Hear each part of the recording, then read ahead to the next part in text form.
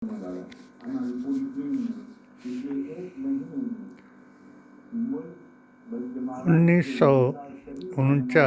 Faizabad high court के फैसले के बाद आज भारत का कोई भी इस्लामिक स्कॉलर हो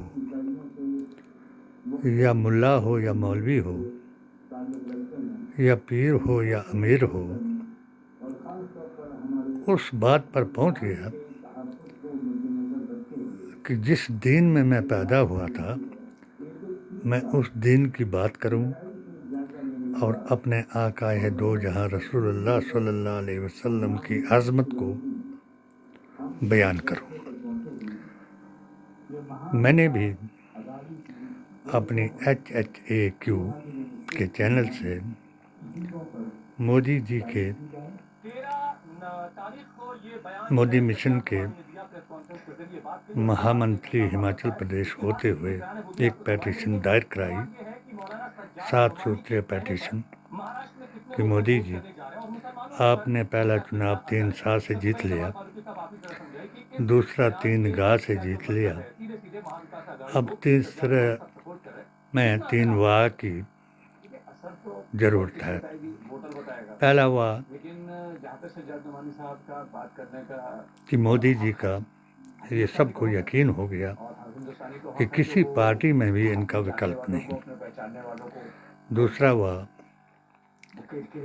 किसी भी हिंदू को ये विश्वास नहीं कि आपके अलावा कोई हिंदू राष्ट्र बना सके। और तीसरा वाह, जो मैंने अपनी पेटिशन के जरिए से आपको वेद, पुराण, गीता ग्रंथ और कुरान से साबित करके बताया, भविष्य पुराण और अपने HHAQ के संदेश के द्वारा बताया कि तीसरा वाह विनाश काले विपरीत बुद्धि की तरफ इशारा करेगा। हर धर्म अपने फैशन को वर्चस्व बना करके दूसरे धर्म पर गालिब होने की कोशिश करेगा। इंडिया टीवी इसका संचालक बनेगा और डॉक्टर शेख ने जब राम मंदिर के पक्ष में बयान दिया और HPNR के एडिटर सूर्यवंशी ही राम के वंशज ये गोत्र अपने आप को लिखते हैं,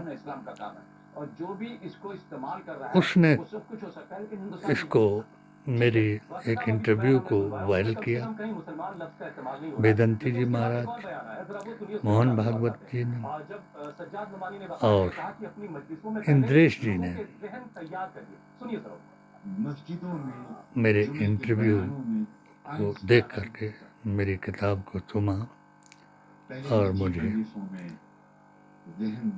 उत्साहित किया कि अगर भारत में ऐसा मुसलमान जो हिंदू मुस्लिम सौहार्द को, धार्मिक इतिहास से एकता और अखंडता को भारतीय संविधान से बयान कराए, तो हम उसका आदर करते हैं, सत्कार करते हैं। मेरी किताब को चूमा, गले से लगाया। उसके एकदम बाद गुस्ताखे रसूलों ने बड़ा शोर मचाया कि डॉक्टर शेख ने मस्जिदों को गिराने का फतवा दिया, बुर्के को उठाने का फतवा दिया, भारत माता का नारा लगाने का फतवा दिया और वंदे मातरम को सही बताने का फतवा दिया। इसमें कोई शक नहीं, मैंने ऐसा ही किया। आज जब इस मेरे पेटिशन के साथ सूत्रीय प्रोग्राम को, तीसरे वाक को सबने ठुकराया, तो ये वक्त आज देखने को आया कि मेरा संदेश जो है सबको भाया। नेहरू का ऐलान,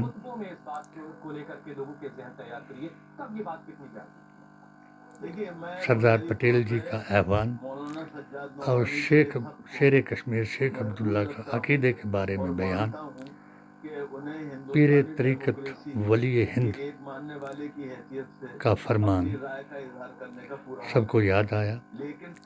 मगर जिन्होंने अपना अड्डा निजामुद्दीन में, हजरत औलिया निजामुद्दीन के दर्स के सामने मरकज़ बनाया और अपने अकीदे को सर्वश्रेष्ठ बता करके मोदी जी को लुभाया। मगर जब हमारी पेटिशन के जरिए मोदी जी को भी समझाया और उनकी नफरत में एक ऐसा पैगाम सुनाया कि इन गुस्ताखे रसूल, लब जिहादियों को और बेअसूल गौरसेवादियों को मेरे पीछे लगाया और मुझे ही दोषी बना करके मुझ पर फतवा दिलाया। आज मुझे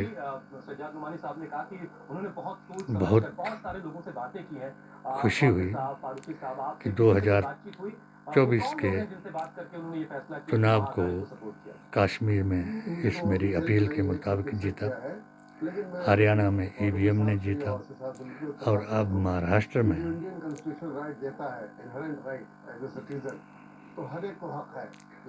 मोदी का नारा कुछ और है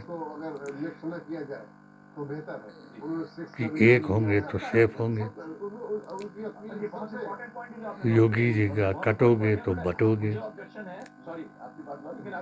और मुझे ऑब्जेक्शन इस बात के ऊपर है कि आपको मंदिर मस्जिद को इस्तेमाल नहीं करना चाहिए, लेकिन मौलाना को PDA का डरेंगे तो मरेंगे और AISSJ का अकीदे को दुरुस्त करेंगे तो हजरूर अकरम सल्लल्लाहु अलैहि वसल्लम की जमात में दोनों जहां में मिल जाएंगे और ना यहाँ ना वहाँ जलील हो पाएंगे।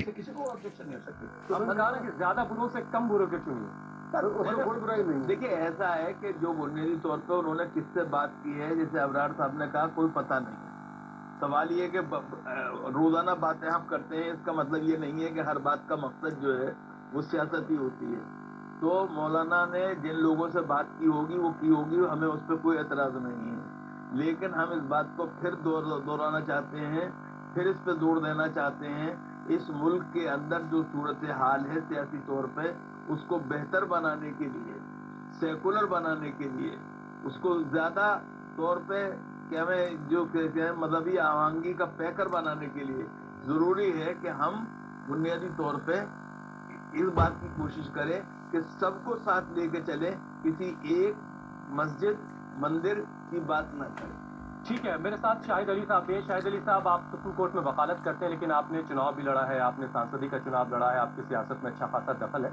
अब आप जरा समझाएं कि सियासत सज्जाद नोमानी साहब के इस बयान को कैसे ले रही है। देखिए, मेरा बहुत सीधी सी बात है कि कुछ लोग इस मुल्क के अंदर पेरोल पे काम करते हैं भारतीय जनता पार्टी के।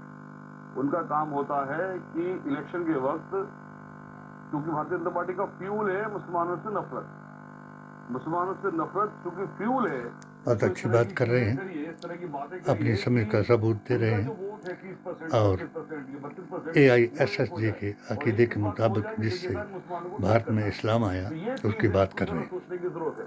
यहाँ पर अभी जो नोमानी साहब का स्टेटमेंट दिखाया गया उसमें कुछ पढ़ रहे हैं और पढ़ के इस बयान को दे रहे, तो ये जो बयान पढ़ने के लिए आया, कहाँ से आया, ये एक बहुत इंपॉर्टेंट बात है। मैं आपको एक थोड़ा सा और क्लियर करिए, कहाँ से आएगा मतलब क्या है, क्या कहाँ से आए? सीधी सी बात है, जहाँ जिनके पेरोल पर काम कर रहे हैं इलेक्शन के वक्त में जब आप कम्युनलाइज कर रहे हो चीजों को, तो इसका मतलब ये है कि आपको वहीं से आया ये पैगाम जिनके पेरोल पर आप काम कर रहे हैं और जिनके जो लोग बेशक बहुत खूब, क्योंकि हिंदू मुस्लिम कराना न सनातन का काम है, न इस्लाम में कोई ऐसा बयान है, न कुरान है, न संविधान है। सिर्फ ये औहदे, औरत और पैसे के लिए सब कुछ किया जा रहा है और इस मुल्क को टुकड़े टुकड़े करने की साजिश रची जा रही है। और हमने अपने HHAQ के चैनल से बताया कि ना कोई इस्लामिक स्टेट बना पाएगा, ना कोई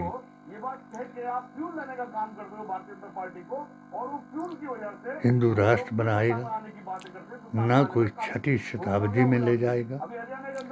अगर कोई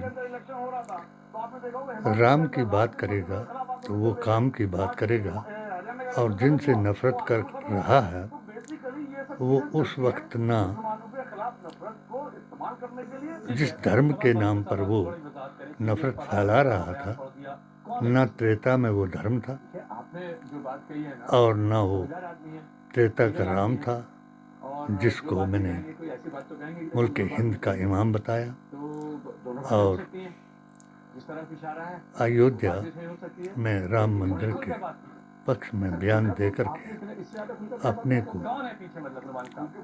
शीश, मुंह और राम का वंशज बताया।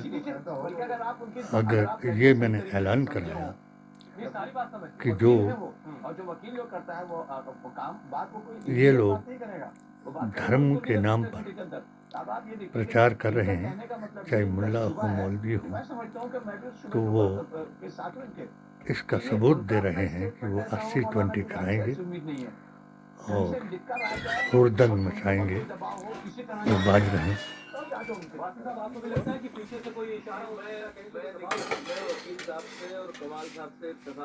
अल्लाह उनको नेक हिदायत दे और संविधान को जिंदा रखने की तौफीक दे।